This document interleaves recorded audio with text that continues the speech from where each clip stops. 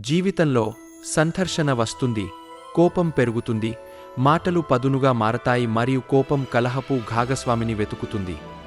కానీ దీన్ని ఊహించుకోండి, కోపం అతని చుట్టూ తిరుగుతున్నప్పటికీ ఒక వ్యక్తి నిశ్చలంగా మరియు మౌనంగా ఉంటాడు. అతను అవమానానికి బదులుగా అవమానాన్ని ఇవ్వడు. ఒకసారి ఒక శక్తివంతమైన డ్యూక్ పొరుగు దేశంపై యుద్ధం ప్రకటించాడు. అతను తన మనుషులను సమీకరించి తన గుర్రాలకు ఆయుధాలు సమకూర్చుకుని గొప్ప గర్వంతో యుద్ధం ప్రకటించాడు.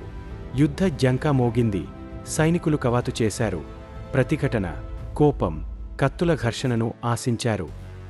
కాని వాళ్ళు వచ్చేసరికి ఏం దొరికింది? మూసిన ద్వారాలు లేవు. భయపడి కేకలు వేయలేదు. పిల్లలు వీధుల్లో ఆడుకున్నారు. కమ్మరి తన ఫోర్జ్ వద్ద పాడాడు. వ్యాపారులు తమ స్టాళ్లలో పిండి మరియు బీన్స్ తూకం వేసేవారు. ఇది కేవలం ఒక సాధారణ రోజు.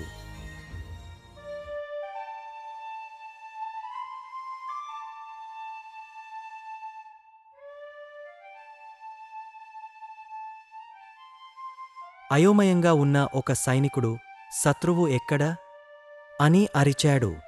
మరియు పట్టణ ప్రజలు నవ్వి, మాకు తెలియదు, మేము స్నేహితులం. ఆక్రమణదారులు ఆశ్చర్యపోయారు. పోరాడటానికి యుద్ధం లేదు, ద్వేషం లేదు. అందువల్ల మూర్ఖంగా భావించడం తప్ప ఏమీ చేయలేక వారు తమ గుర్రాలను తిప్పికొట్టి స్వారీ చేసి వెళ్ళిపోయారు.